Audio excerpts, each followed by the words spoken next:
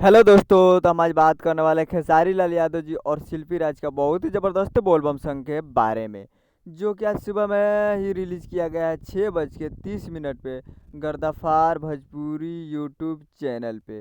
गर्दाफार Bhojpuri YouTube channel पे जिस song का टाइटल रखा गया है गजेरी बलम, जो कि आपको स्क्रीन के ऊपर दिखाई दे रहा है, जिसे गाया है खेसारी लाल यादव जी और शिल्पी राज, और लिखे हैं अखिलेश कश्यप जी, और म्यूजिक दिए हैं रोशन रॉक जी।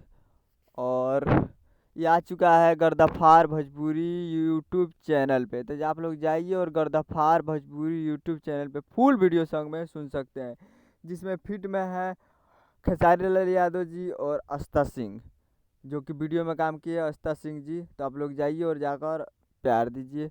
तो उम्मीद कर रहा वीडियो अच्छा लगा हो तो हमारे चैनल को सब्सक्राइब करके बेल आइकन प्रेस कर दीजिए, ताकि ऐसे ही खेसारी लाल यादव जी के लेटेस्ट न्यूज लाते रहें।